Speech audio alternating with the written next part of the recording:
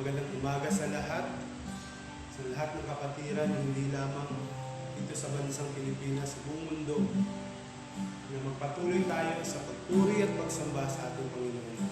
Sa umagang ito ay dadako na naman tayo sa pagsamba sa ating Panginoon.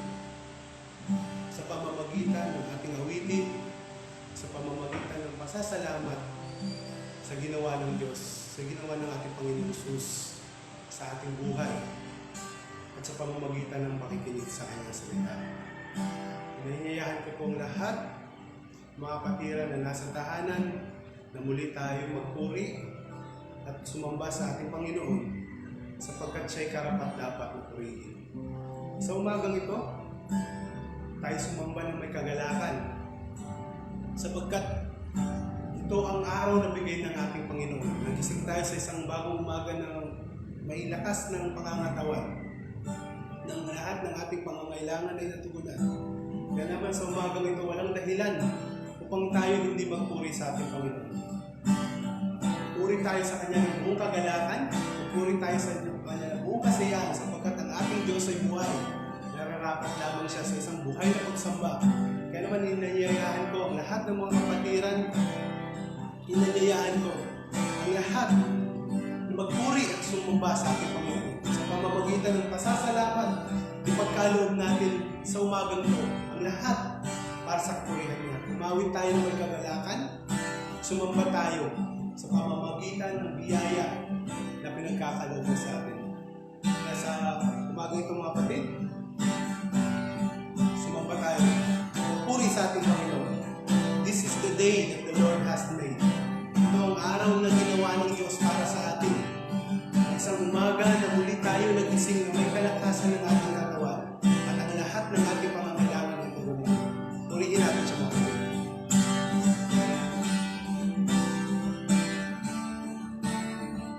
This is the day that the Lord has made, and I will rejoice and be glad in it.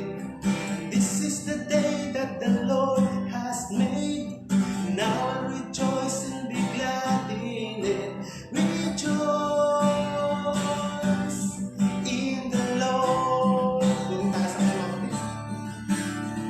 This is the day that the Lord has made, and I will rejoice and be glad in it.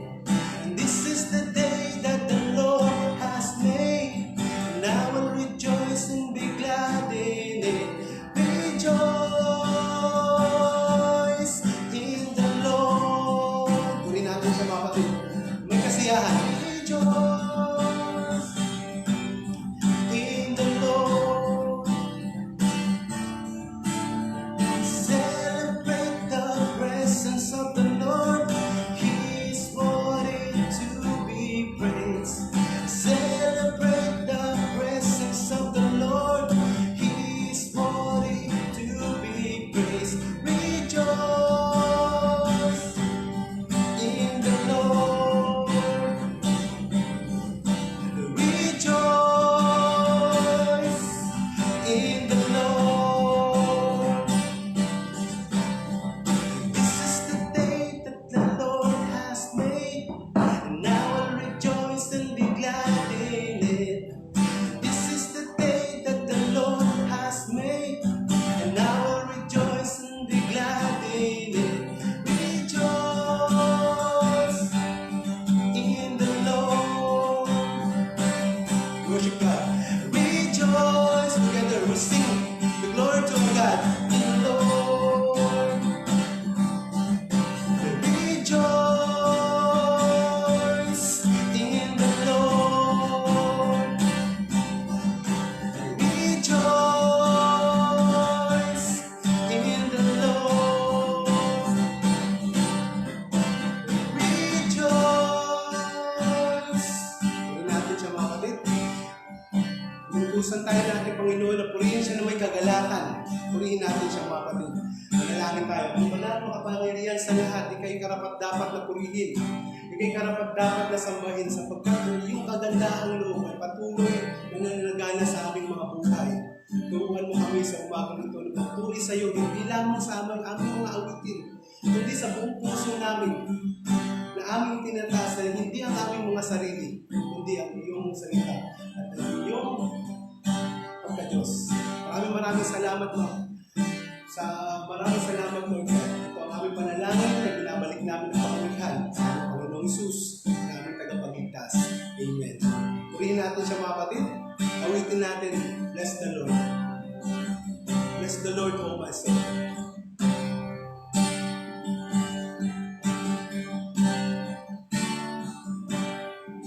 Worship God. Your holy name.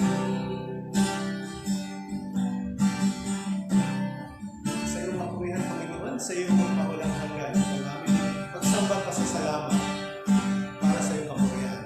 Amen and amen.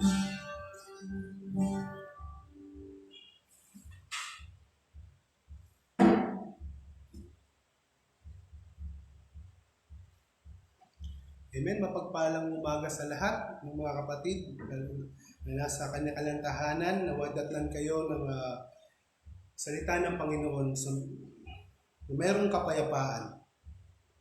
Hindi lingid sa ating lahat ng ating pinag-uusapan.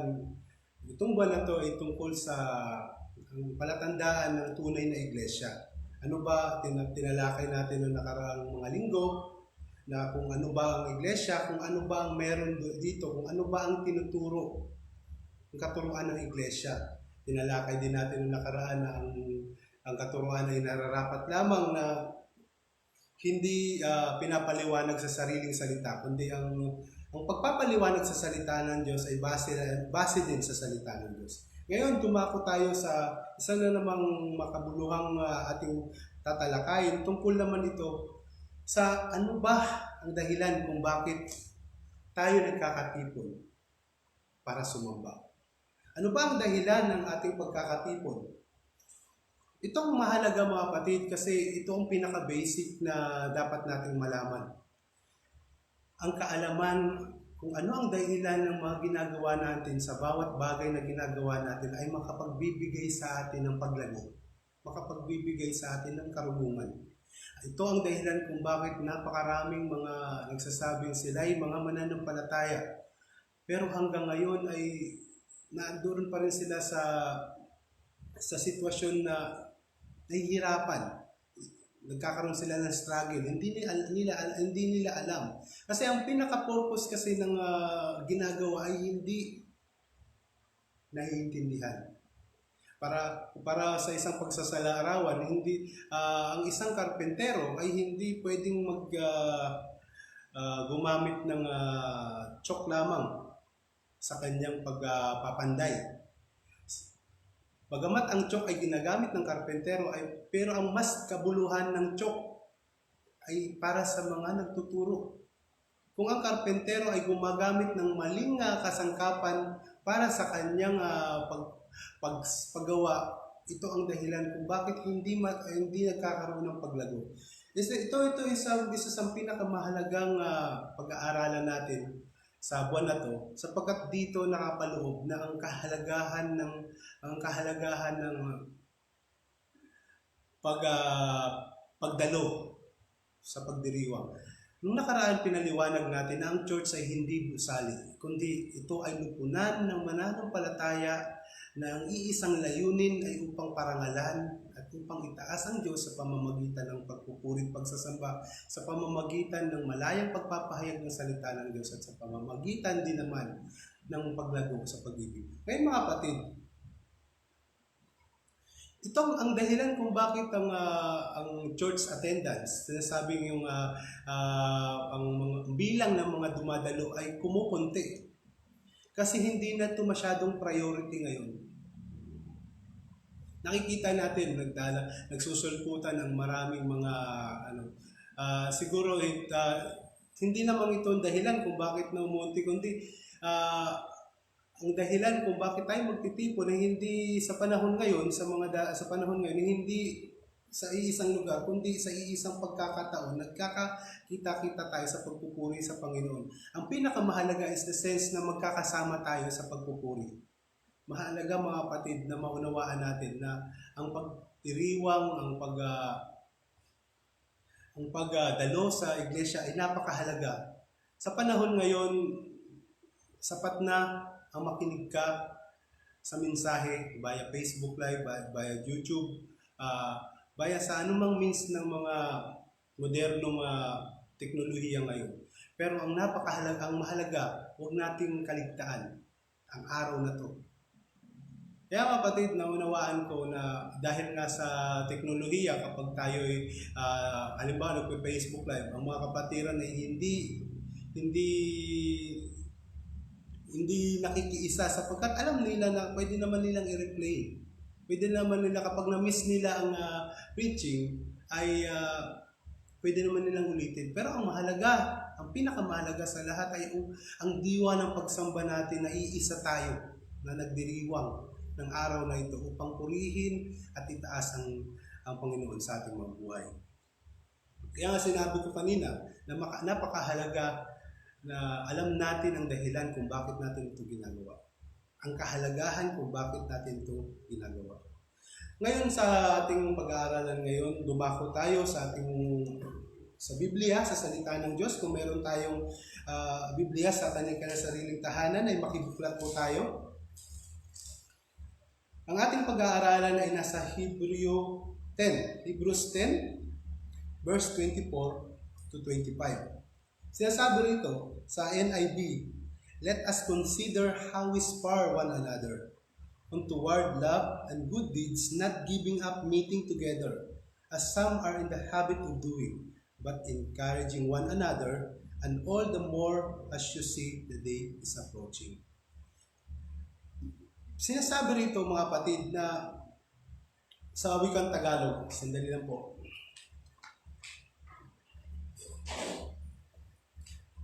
Nakalimutan ko yung Bible ko ng Tagalog. Sige. Sa Hebreo, sa wikang Tagalog, basahin natin para lalo nating maunawaan.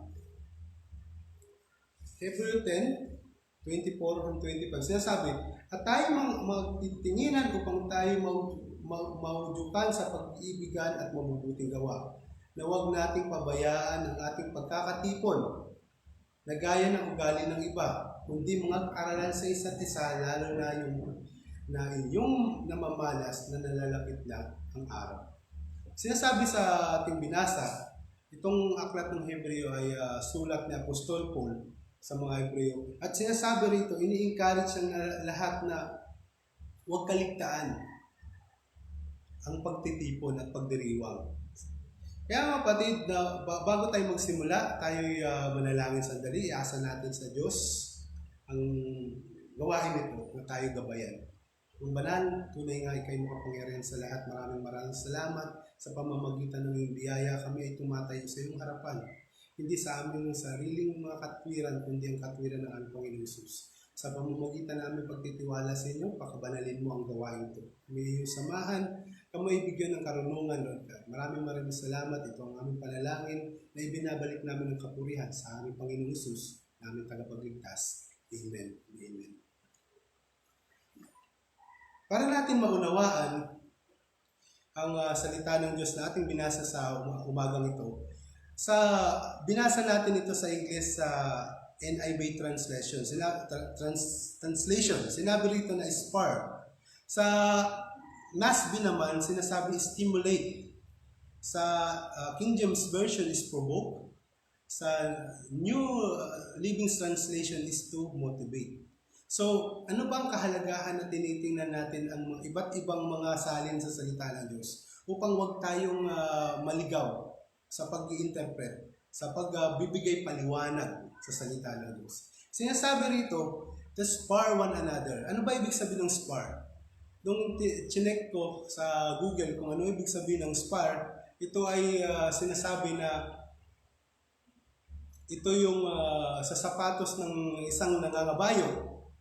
Merong isang pointed na bagay na itinatadyak niya sa kabayo upang ito'y magpatuloy. So, ibig sabihin, sinasabi na ang purpose kung bakit tayo nagkakatipon ay upang palalaan ng bawat isa, idyukan ang bawat isa, pasiglahin ang bawat isa, himukin ang bawat isa na magpatuloy sa pamamagitan ng pag-ibig at sa mabubuting gawa, at huwag kaligtaan ng pagtitipon, sapagkat sa pamamagitan ng pagtitipon nagagawa nating mag-encourage ng kapwa.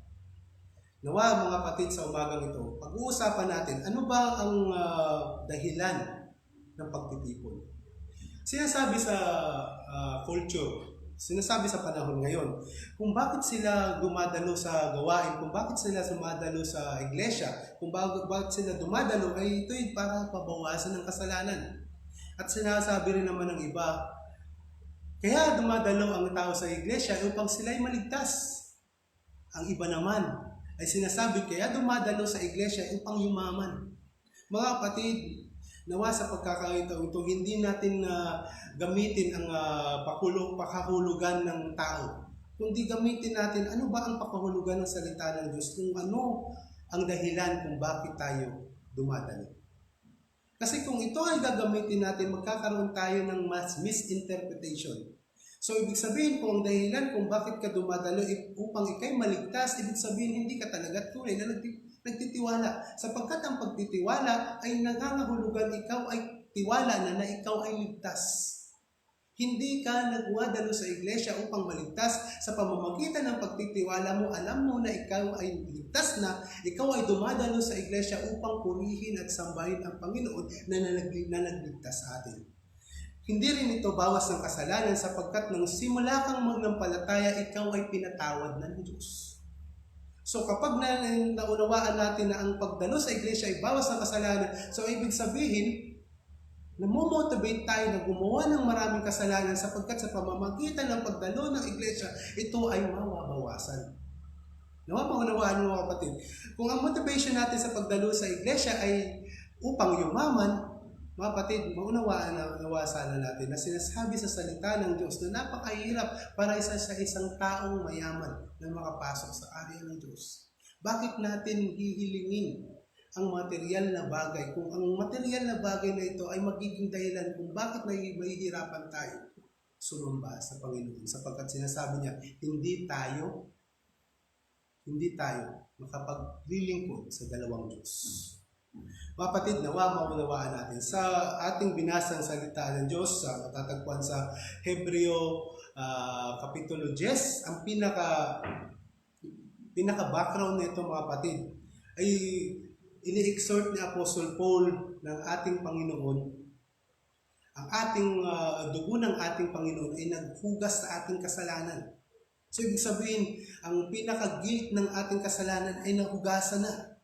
Sinasabi rin ni Apostol Paul sa Kapitulo 10, sa binasa natin, ang pinaka-background na ito ay meron tayong dakilang tagapamagitan. We have a great high priest. So ibig sabihin, hindi ito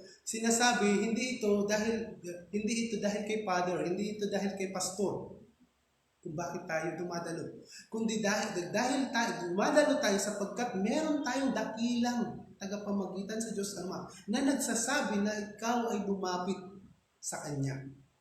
Na may purong konsensya na huwag nating kaligtaan na dumalo sa bawat gawain sapagkat sa pagdalo sa gawain, napapakita natin ang ating pag-ibig, nagagawa natin mag-encourage ng iba. Mga kapatid, maunawaan natin, ang pinakaunang point, ang dahilan ng ating pagtitipon, ito ay magiging dahilan kung bakit tayo lalago sa pagkakikilala sa Diyos. Ang isa sa pinaka-purpose ng pagdalo sa iglesia o pagdalo sa church ay upang makilala natin ang Diyos. Maunawaan natin, bakit hindi mo binigay ang purpose upang purihin at sambahin ang Diyos? Bakit nagsimula agad ako sa pagsasabi na upang lumago tayo sa pagkakakilala sa Diyos? Maunawaan natin kapatid, na ang pinaka-purpose na tayo sumasamba sa Kanya dahil sa atin siya ay kilala natin. Isa sa dahilan kung bakit ang tao ay hindi talaga tunay na sumasamba sa Diyos sapagkat hindi niya kilala kung sino ang Diyos. Sa pamamagitan ng pagdalo sa gawain, sa pamamagitan ng pangangaral ng salita ng Diyos na pinapakilala ng mga ngaral na kung sino ang Diyos at sino ang Diyos at dapat natin siyang sambahin. Sa aklat natin babasahin, ang pinakaunang puntos natin sa dahilan kung bakit tayo dumadalo sa gawain ng Diyos ay upang tayo lumago sa pagkakakilala sa Diyos. Matatagpuan natin ito sa 2 Peter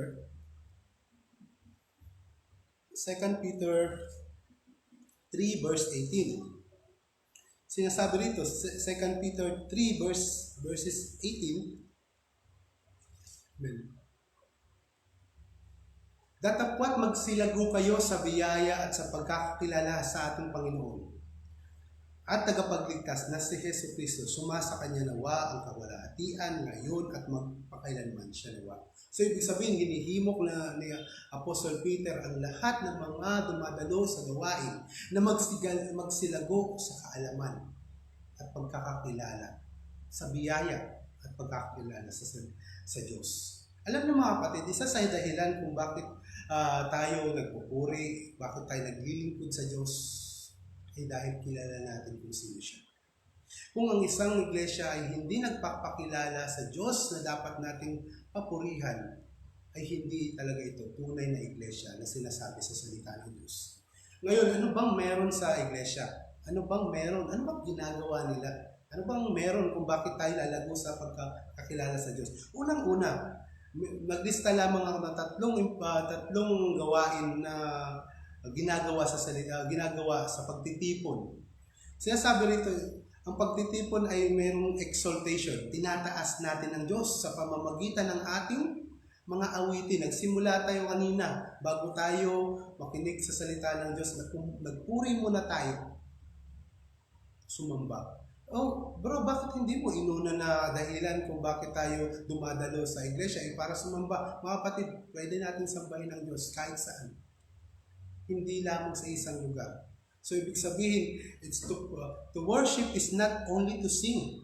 Ang pinaka number one na hindi natin naunawaan pagdating sa worship is iniisip natin ang pagkanta sa Diyos ay nangangahulugan na tayo ay nagpupuri sa Diyos. Hindi mga kapatid. Sinasabi, worship is not only to sing but the reason of intent of the heart. So, ibig sabihin, kung ang nais mo sa buhay mo ay makilala ang Diyos, mapaluguran ang Diyos, maitaas ang Diyos, habang ikay umaawit, doon ka pala nagsisimulang sumamba sa Kanya.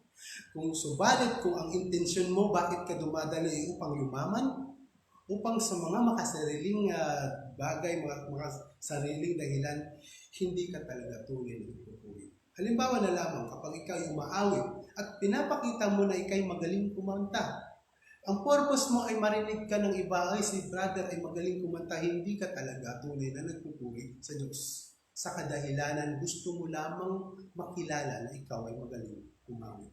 Nawa maunawaan natin mga kapatid, ang lahat ng gawain sa iglesia ay ang pinakadahilan ay para itaas ang kalwalhatian ng Diyos. Para natin mataas ang kalwalhatian ng Diyos, dapat natin malaman kung sino ang Diyos sa sinasabi sa salita ng Diyos. Pangalawang bagay na meron sa iglesia kung bakit natin kailangan dumalo. Meron itong tinatawag na exhortation. Meron itong tinatawag na yun nga sinasabi sa exhortation is to encourage one another. So, ibig sabihin, kapag may mga kapatid na hihina, ay ina-encourage natin sa base sa salita ng Diyos. Hindi dapat tayo mag-encourage base sa ating mga experience. Kasi ang bawat experience ng bawat isa ay magkakaiba.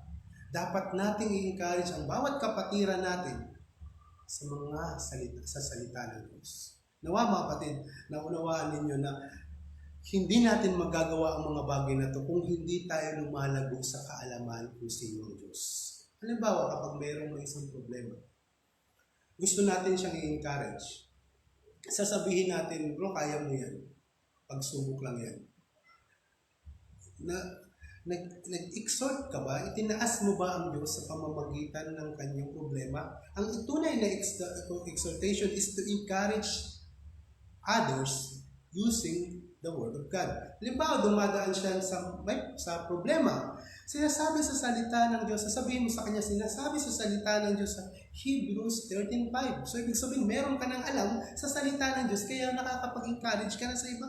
Ano ba sinasabi sa Hebrews 13:5? Sinasabi, He will never leave us, nor forsake us. So, ibig sabihin, anumang kadahilanan ng ating buhay, hindi tayo iiwan ng Diyos at hindi tayo pababayaan ng Diyos. So, i-encourage mo ang iyong kapatid, hindi base sa kaalaman mo, hindi base sa iyong mga natututunan sa mga experience mo sa buhay, ini-encourage mo ang iyong kapatid sa pamamagitan ng pagkaalam mo ng mga pangako ng Diyos na iyong pinangahawakan. Pangalawa, halimbawa, siya'y maraming inaalala. Masyado siyang nag-aalala, baka siya magkasakit ng COVID, halimbawa lang, at talaga namang niya, halos wala na siyang pinagkakatiwalaan tao. So, pwede mo siyang i-encourage using the Word of God at sasabihin mo sa 1 Peter 5:7, casting all your care because He cares. So, ibig sabihin, casting all your care, so ibig sabihin doon, kung anumang mga inaalala mo, anumang mga nagdudulot sa iyo kung bakit nag-aalala at hindi ka mapanatag, ibigay mo sa Diyos, ibigay mo sa Panginoon sapagkat Siya ay nagkikare sa iyo. Nakamaunawaan natin mga kapatid. Kaya hindi natin ito magagawa kung hindi tayo lumalago sa kaalaman ng Diyos. Kaya nga, ang nakaraang mga ilang linggo, nag-foundation tayo na kung anong meron sa tunay na iglesia. Ang tunay na iglesia ay hindi mahihiya na magsabi ng totoo. Kahit na masaktan ang mga kapatid sa kadahilanan upang sila'y maituwid sa mali nilang mga gawa. So, maunawaan natin mga kapatid na hindi pinaparangalan ng church ang tao, kundi ang Diyos. So, ibig sabihin kung anong sinasabi ng Diyos, sasabihin ng mga ngaral, kahit na ito'y hindi mahirap tanggapin ng mga nakikinig. Ito ang pinakapangunahing kampanya ng isang tagapagsalita ng salita ng Diyos. Hindi dapat niya ito kahiya na baka hindi tanggapin.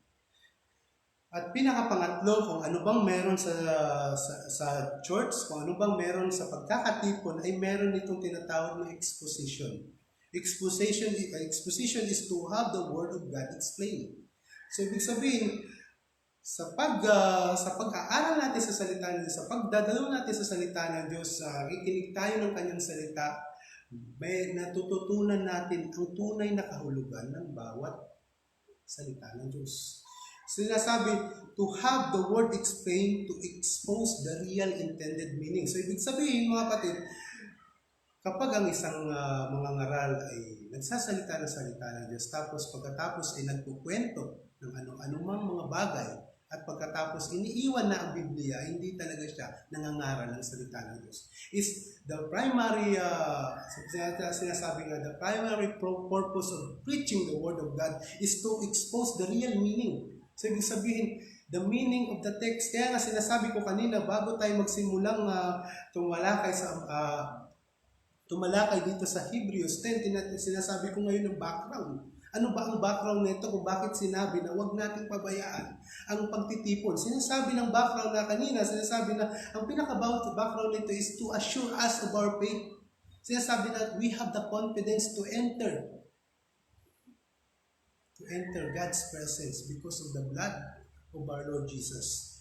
We have the great priest. Meron tayong dakilang saserdote na mamamagitan sa atin, sa Diyos. Kaya dapat hindi tayo mahihiya. Bagkos, sa pagdalo natin sa church, alam natin tayo makasalanan, tayo mahugasan ng ating konsensya.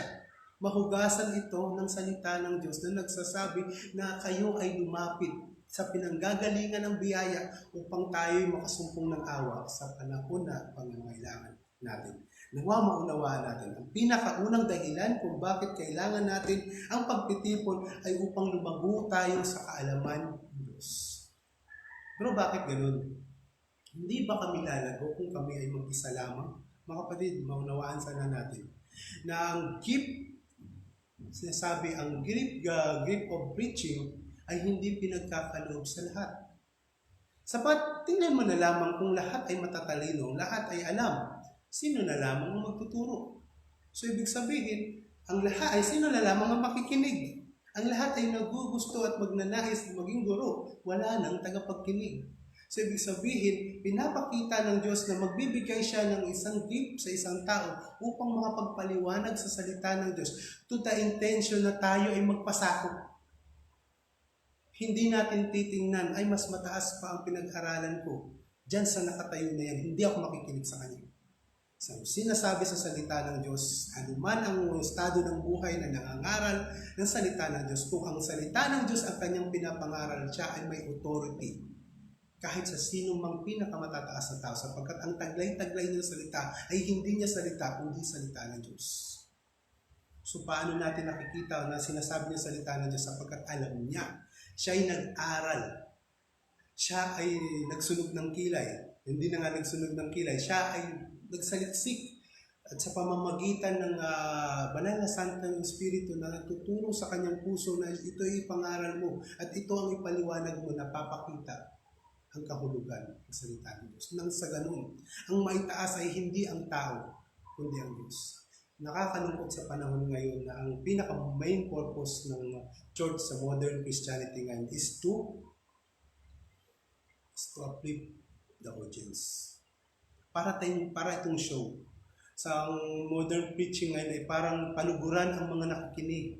Gusto ng mga nakikinig, kami ay ma-bless sa mga sinasabi mo. Ano bang blessing ang gusto mo marinig? Ang gusto namin ma-uplift ang puso namin, sabihin mo sa amin na kami ay mataas, kami ay mahalaga, kami ay ganito, kami ay ganyan. Hindi na siya nagtuturo sa salita ng Diyos. Kundi nagbibigay na lamang siya ng impormasyon sa mga taong ang gusto lamang marinig ay kanyang kapurihan, hindi na kapurihan ng Diyos. Nawa maunawaan natin. Ang pangalawang puntos na sinasabi dito is to grow in love and good deeds para tayo lumago sa pag-ibig at mabubuting gawa. Bakit ba? Ano bang dahilan? Paano ka magiging maibigin kung hindi mo ibig na makisali sa karamihan ng iyong mga kapatid? Kaya maunawaan natin, mga kapatid, sa umagang ito, yung katagang not religion, but relation. Sinasabi kaya may mga tao na hindi na dumadalo sa church kasi may mga nagsasabi na ang pagkaligtasan ay hindi relihiyon kundi relasyon sa Diyos. Totoo yun. Kung ikaw ay may relasyon sa Diyos, dapat maipapakita mo sa tao ang pagmamahal. Kasi kung hindi ka dumadalo sa gawain ng Diyos, hindi mo talaga alam ang tunay ng pag-ibig. Ang pag-ibig hindi lamang nalalaman, kundi dapat mo itong ibigay. Nawa maunawaan natin mga kapatid. Sabi nga, to prove your relation is to love the people. Love is to accept, forgive, and to treat others as yourself. Nawa maunawaan. The reason kung bakit hindi na dumadalo ang tao sa iglesia ay kay dahilanan ay marami namang iglesia dyan. Ako'y natisod ni brother doon sa church namin na talaga namang nasaktan ako. Punta ako sa kabila. So, ito yung dahilan mga kapatid, nawa maunawaan natin. Kapag tayo ay nasaktan ng ating mga kapatid, ang purpose nito, hindi ito dahil sa nasaktan tayo, kundi ang purpose nito ay ang ating mga narinig sa salita ng Diyos na magpatawad ay may apply natin. Hindi natin may apply ang pagbibigay kung hindi tayo dumalo sa mga kapatiran. Mga kapatid, nawa maunawaan natin. Na sinasabi, the love is not love without giving. Hindi ka maaaring magmahal ng hindi mo binibigay. Ano ba ang dapat mong ibigay? Ibigay mo ang iyong time. Ibigay mo yung mga time sa iyong mga kapatiran. Kung meron kang talento sa pagtugtog, pag-awit, ibigay mo ito sa kapurihan ng Diyos upang ang mga kapatid ay lumago sa pamamagitan ng pagpapakilala sa Diyos. Kung meron kang gift ng pagtuturo, ibigay mo sa Diyos, ibigay mo sa iglesia, ibigay mo ang iyong buhay, turuan mo ang iyong mga kapatid para sa kaalaman sa salita ng Diyos. Ngayon, sinasabi to grow in love and good deeds. Paano yung grow? The church is not perfect. Marami ako nakikita na sila nag-aaway, sila ganito, sila nagsasakitan. Ano ba yan? So, ibig sabihin, if you are looking for a perfect church, you are not looking at the church. Church is not always perfect. We are all sinful. So, ang purpose ng church is to train us to holiness. So, ibig sabihin, kapag ikaw ay dumadalo sa iglesia, makakakita ng tao na kagaya sinabi ko sa kanina, makakakita ka ng tao na mananakad sa iyo upang matutunan mo magpatawad. Mga kapatid, kanina sinasabi grow in the knowledge. Sinasabi to grow in love is to grow in the knowledge, to grow in the image of God. Na hindi lamang ikaw ay nakakaalam ng salita ng Diyos, ito rin ay buhay sa iyo. Ito rin ay ginagawa mo sa pamamagitan ng iyong pag-ibig sa iyong kapatiran, sa pamamagitan ng binibigay mong oras sa kanila upang sila ay lumago sa pagkakilala sa salita ng Diyos. Nawa maunawaan natin. Sinasabi, church is na, sinasabing, we will learn to confront. So, ibig sabihin, dati, nangingimi kang kapag may kasalanan sa iyo, nakakahiya namang sawayin si brother kasi baka hindi na dumalo. Mga kapatid, maunawaan natin. Sinasabi, it's to rebuke, to teach. So, ibig sabihin, kapag may kasalanan sa iyo ang iyong kapwa, ang dati mong ginagawa, kapag may kasalanan sa iyo ang iyong kapwa, ang ginagawa mo, nagsasabi mo sa mga kapitbahay, chinichismis mo siya. Sa church, matututo ka na kumprontahin mo ang iyong kapwa at sabihin sa iyo, bro, hindi ko nagustuhan ang sinasabi mo. So gusto kong magkaayos tayo. Hindi ko sinasabing mali ka. Baka rin naman meron din akong pagkukulang. Patawarin mo ko. Maunawaan natin. Sinasabi na to grow in love and good deeds is not always to give money.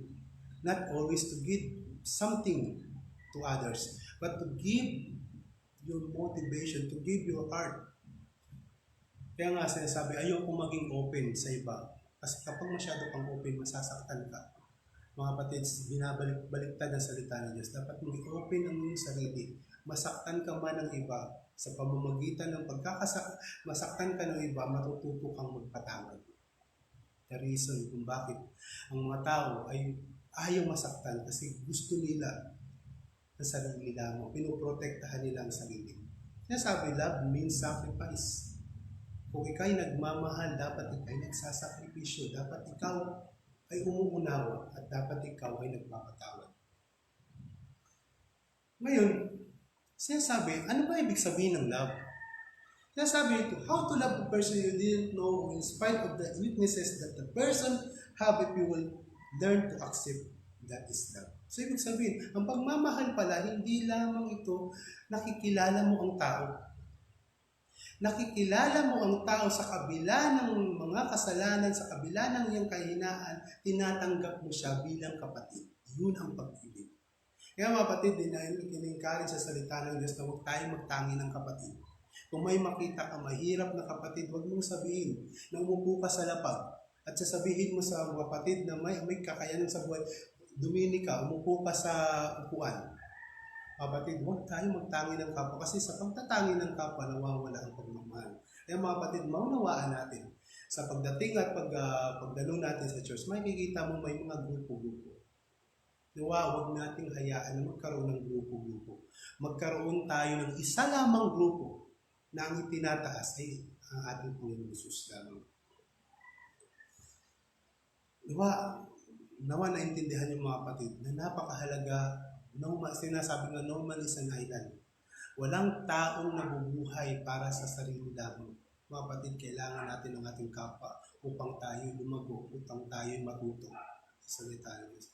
Hindi ko naunawaan noon ang pinaka-dahilan ng pag-ibig ay upang tanggapin mo ang mga bagay ng sakit. Kaya nga sa pag-aasawa o halimbawa sa maraming serye ng hiwalayan na hindi nila naunawaan ang ibig sabihin ng pag-ibig at pagbibigay. Ang pag-ibig para sa kanila ay you serve me. Dapat maging mabuti kang asawa sa akin kasi kung hindi, iiwanan kita. Ang tunay na pag-ibig sa kabila ng kanyang kahinaan, alam mong hindi siya mabuti sa mga bagay na ito, magpapatuloy ka sa pagmamahal at pag-unawa sa kanya.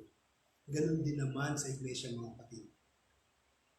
You will not learn humbleness. Hindi ka pwedeng matuto ng Hindi ka pwedeng matuto ng pagpapakumbaba kung hindi inatake ang iyong pride.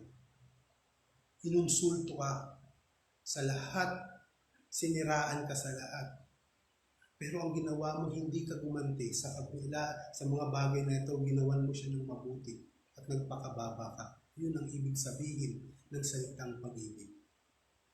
Kaya ini-encourage ng salita ng Diyos na tayo'y magkatipon-tipon, hindi sa building. Sa panahon ngayon, hindi man tayo nagkakatipon physically, pero nagkakatipon tayo, nakikinig kayo ng salita ng Diyos, tayo nagkakatipon-tipon, napapaalalahanan tayo sabay-sabay na nagpupuri, iisa lamang na ibig sabihin ito. Subalit mga kapatid, nawa, sa kadakilaan at kapangyarihan at karunungan ng Diyos, alam niya ang exact time na tayo muling magsama-sama. Binibigyan lamang niya ng lesson ang lahat. Na ang church ay hindi ibig sabihin ay gusali. Meron ako nakita sa post sa Facebook, sinasabi, pinasara daw ng gobyerno ang church. Walang palag. Pero yung pinasara ang ibig maraming pumalag. Ano ba ibig sabihin pinasara ang church? Hindi nila naunawaan na ang church ay hindi building. Kapag tayo nagkakasama in air, in network, kagaya nito, tayo matatawag na iglesia. Maunawaan natin mga kapatid. Dumako tayo sa pinakapangatlong puntos. Pinakahuli is to encourage one another. Pagkatapos natin lumago sa kaalaman sa salita ng Diyos, natuto tayong mahalin ang kapwa at matututo tayong i-encourage sila. I-motivate sila. Bigyan sila ng lakas ng loob. Kaya nga sinasabi ko kanina na the word is far. Kaya ko pinili ang NIV translation is the word is far. Ibig sabihin yung sapatos ng isang mangabayo ay may matulis na dulo sa kanyang pinakahil na kapag gusto niyang patakbuhin ng mabilis, ang kabayo ay kanya lamang itong dudunggulin nito. Ganun din naman mga kapatid. We encourage everyone. Tingnan mo na lang mga kapatid, paano ka makakapag-encourage sa iyong kapwa na magpatuloy sa pananampalataya kung ikaw naman ay hindi dumadalo. Naalala ko tuloy, usong-uso yung Kataga noon. Doon pa, ang nasa Qatar pa ako, kami ay naghihikayat na dumalo ang mga kapatiran. Na ang dumalo ay siya pang wala at ang inimbitahan ay siya ay nandoon. So, ibig sabihin, ang pinaka-mangyayari nito na ang kanyang inibitahan ay nandoon, hindi niya ito mabibigyan ng motivation na magpatuloy sa pagdalo sapagkat ang nag-imbita sa kanya ay wala doon. Maunawaan natin. To be present, magagawa natin ma-encourage ang kapwa. Paano natin siya ma-encourage ang kapwa? In our exhortation, kanina binanggit natin yung exhortation. Sinasabi rito mga kapatid sa exhortation, we are encouraged by the Word of God. But in encouraging one another, we are encouraging others by the Word of God. So never ka makapag-encourage sa tao para magpatuloy kung ikaw mismo hindi na-encourage sa salita ng Diyos. Maunawaan mga kapatid, hindi mo pwedeng sabihin sa isang tao na maging masaya ka kung siya'y malungkot. Subalit kung siya'y masaya, hindi mo na siya kailangang utusan na maging masaya sapagkat sa sarili niya, magiging masaya siya. Ganun na naman sa salita ng Diyos. Ang kaalamahan, kaya nga inuna ko ang pinakatapuan ko kung bakit na dumadalo tayo sa Diyos ay para malaman natin ang katotohanan, malaman natin ang kabanalan ng Diyos, malaman natin ang kapangyarihan ng Diyos, malaman natin ang karunungan ng Diyos upang ang lahat sa buhay natin ay ipagsilbi natin sa Diyos. Hindi ako kailangan ng Diyos. Kailangan ako ng aking mga kapatid upang sila ay lumago sa kaalaman ng Diyos. Ganun ang motivation natin. Hindi tayo magmalaki sa church, hindi tayo magmalaki sa iglesia na kapag wala ako, pilay sila. Hindi tayo magmalaki. Bagkus sabihin natin, kailangan ako ng aking mga kapatid upang sila'y ma-encourage na magpatuloy sa pananampalataya. Sapagkat kung isa sa atin ay mawawala, kung dahan-dahan makikita natin ang panghihina sa ating mga sarili. Sapagkat nakikita natin ang ating mga kapatid na dating dumadalo ay unti-unti nang hindi dumadalo at nakikita natin ang Panginoon. Magagawa natin mag-encourage sa kapwa natin kung tayo ay naroon din naman. Hindi magawa na lang. Nagagawa natin mag-testimony. Magagawa natin itaas ang Diyos sa pamamagitan ng mga bagay-bagay na ginawa mo sa buhay mo. Tatayo ka sa harapan ng Diyos at sasabihin mo dahil sa Diyos, dahil sa aking Panginoong Yesus, na pagtagumpayan ko ang bagay na ito. So, ang mga nakakarinig ay magkakaroon ng motivation na magpatuloy sa kabila ng kanilang mga problema sa buhay, nakikita kanila nagpapatuloy. Isa pang halimbawa to encourage one another. Nakikita kanila na tunay na nagpupuri sa Diyos. Nakikita kanila na sumasamba sa Diyos. Talagang umaawit ka ng papuri sa Diyos sa pamamagitan ng pagpapasalamat sa iyong puso. Pagkatapos ng gawain, nalaman nila na ikaw pala ay may sakit. Halimbawa, cancer. So, anong magiging response ng tao kung nakita ka? Mapapalakas sila. Iniisip nila, kung itong tao na to ay may sakit, nagagawang magpuri sa Diyos. Kung itong tao nito ay nasasaglat sa kahirapan, nagagawang magpuri sa Diyos, ako pa kaya na ang aking mga pangangailangan ay natutugunan. Hindi ko kayang itaas ang aking kamay at purihin ang aking Panginoon. Nawa na unawa natin, napakahalaga ng gawain upang tayo ay lumago sa pag-ibig at pagkakakilala at upang ma-encourage natin ang iba na magpatuloy din naman. Kaya nga sinasabi sa salita, pinabasa natin na not giving up meeting together as some are in the habit of doing. Ibig sabihin yung iba na kakaugalian ng wag dumalo. So ibig sabihin, not giving up but to encourage. Huwag tayong magsumuko, huwag tayong magpatuloy tayo sa paglilingkod at pagdalo. Sa pamamagitan nito ay tayo ilalago sa pag-ibig, hindi lamang sa kaalaman, kundi sa pag-ibig at mabubuting gawa. Bakit ganito, mga kapatid? Sinasabi na growing in love and good deeds. Pwede naman akong magbigay na hindi ako nagchuchuts. Pwede naman akong magmahal, hindi ako. Mga kapatid, nawa tandaan natin. Ang pinaka-intent ng purpose ng heart, ang pinaka-nakikita ng Diyos. Ang Diyos ay hindi tumitingin sa mga bagay-bagay na ginagawa mo, kundi tinitingnan niya ang purpose kung bakit mo ito ginagawa. Kaya nga sinasabi sa salita ng Diyos, ang tao ay tumitingin sa physical na anyo. Ang Diyos ay tumitingin sa puso. Nakikita ka man ng ibang tao na mapagbigay, alam mo sa sarili mo, kaya ka naging mapagbigay kasi gusto mong tumakbo sa susunod na halalan. Gusto mong tumakbo konsihal mayor. Kaya nagbibigay, nagpapakitang gilas ka na kasi sa susunod tatakbo ka. O kaya naman, nagbibigay ka kasi alam mo, gumaganti sa'yo. Di ba? So, ibig sabihin, ang purpose talaga nito, igantihan ka rin. Kaya nga, mga kapatid, maunawaan natin ang masamang kaugalian natin na kapag tayo ay merong mga handa, halimbawa, binibigyan natin ang mga kapatiran ng mga tao na may kakayanan din magbalik sa atin. Sabihin, bigyan mo yan si kasi binigyan din ako ng pansit niyan. Bigyan mo rin siya ng pansit. So, sinasabi sa giving, encouraging, and love, magbigay ka na huwag maghihintay ng kapalit. Maunawaan natin ang salita ng Diyos na sinasabi na huwag mag-aantay ng kapalit sapagkat alam natin na simula pa lamang na tayo tumapak sa iglesia, sa kongregasyon, sa pagtitipon, alam na natin kung gaano tayo pinagpala ng Panginoon. Nung tayo ay nagsimulang mag-aawitan, hindi ko ini-exhort habang tayo nag-aawitan na tayo magpuri sa Panginoon lamang. Kundi pinapakita, sinasabi natin habang tayo umaawit na marami na tayong tinanggap na biyaya simulan pala ng umaga. Nung tayo gumising sa isang magandang umaga, ito ng biyaya ng Diyos na dapat nating ipagpasalamat at dapat nating ibigay ang papuri sa Kanya. Ngayon, kung hindi natin ginagawa na dumalo sa Diyos, makakapag-encourage ka ba ng iba? Ang kapwa mo nakikita, marami. Kaya nga ang dahilan kung bawat tao, kung bakit pumadalo sa Diyos, alam natin na meron silang dinadalang problema. Meron silang dinadalang ano-anong mga bagay. Ngayon, kung naroon ka, may encourage mo sila. Hindi sa sarili mong karanasan, kundi sa salita ng Diyos. Hindi mo siya sasabihin na Maghihirap ka?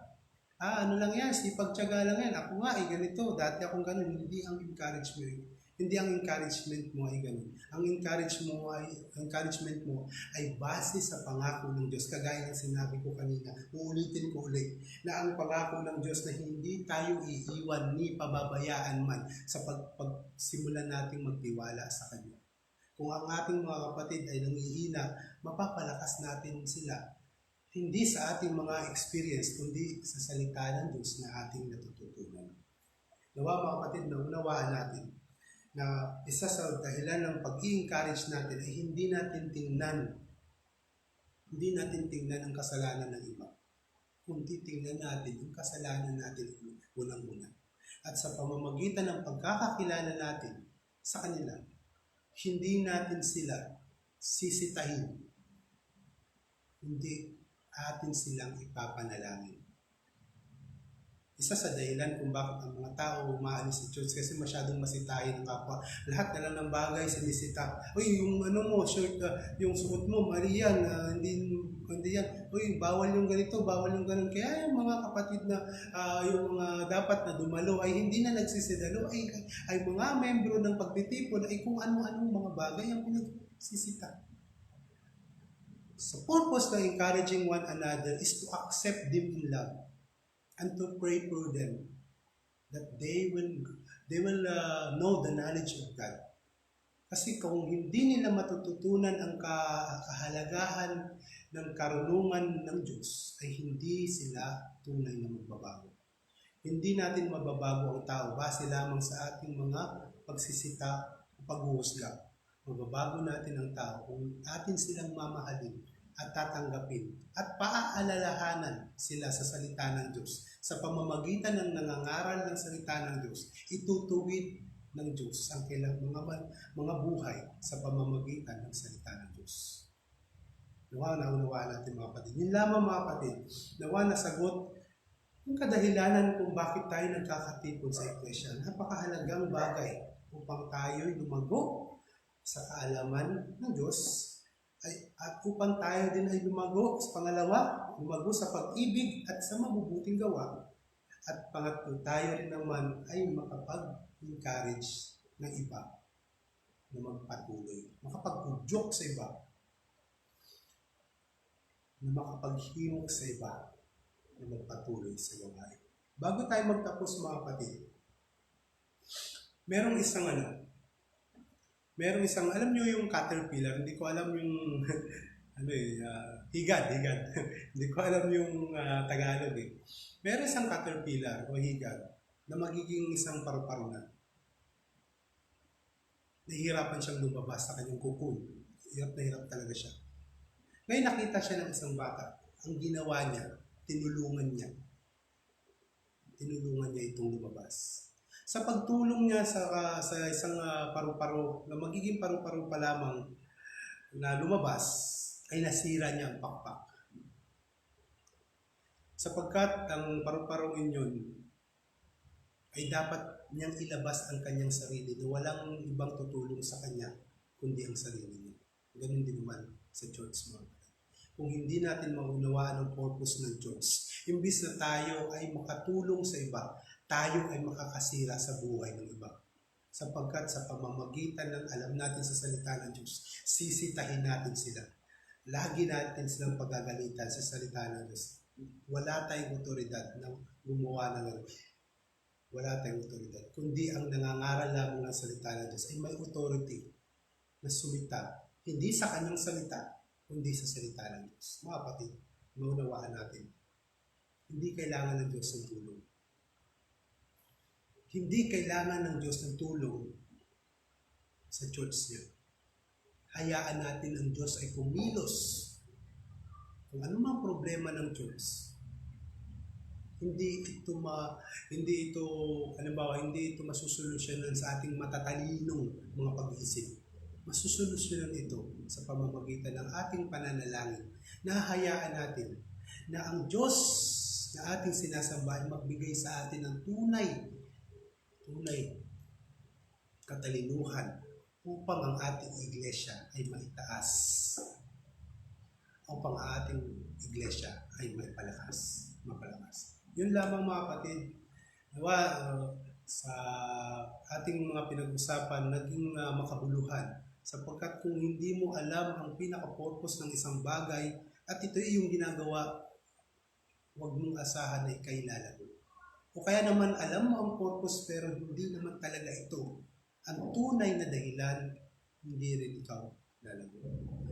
Ang dahilan kung bakit tayo dumadalo sa Diyos, hindi dahil tayo magbawas ng kasalanan. Ang dahilan kung bakit tayo dumadalo sa Diyos, hindi dahil para tayo yumaman.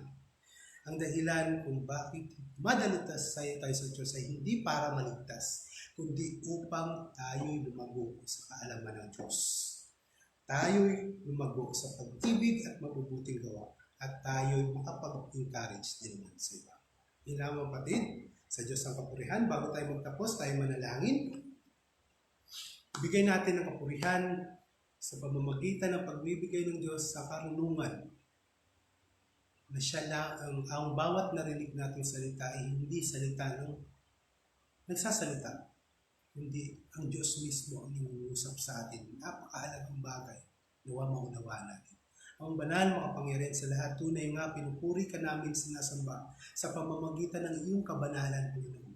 Alam po namin na sa pamamagitan ng iyong karunungan at sa pamamagitan ng iyong pag-ibig at sa pamamagitan ng iyong biyaya na iraos ang gawain ito, na malayang na ipahayag ang salita mo.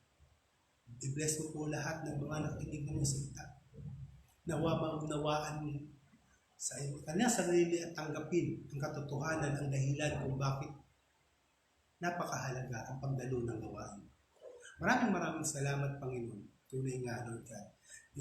Pinapanalangin namin, Panginoon, na muli kami yung magkakatipon na pisikal upang kami ay magpalakasan, upang kami, Panginoon, ay magbigay ng testimony, magbigay ng patotoo kung paano ka kumilos sa aming mga buhay. Sa kabila ng mga nararanasan namin kahirapan, hindi mo kami pinagkulang, may pinabayaan. Maraming salamat. Nawa ang salita mo ay gamitin mo upang abutin ang iba, upang sila rin naman ay magtiwala sa iyo. Ang lahat ng ito ay binabalik namin ang kapurihan hindi sa aming mga sarili, kundi ang kapurihan ay sa iyo lamang, sa aming Panginoong Hesus na aming tagapagligtas. Sa sagamay ng Santong Espiritu, ang aming panalangin binabalik namin sa pangalan ni Hesus. Amen. Amen. Kapatid, God bless po sa lahat at lumagos tayo sa kaalaman sa pamamagitan ng biyaya ng ating Panginoon, sa pamamagitan ng banal na Santong Espiritu ay magbigay sa atin ng kapayapaan. God bless mga kapatid. Magandang umaga sa lahat. Amen.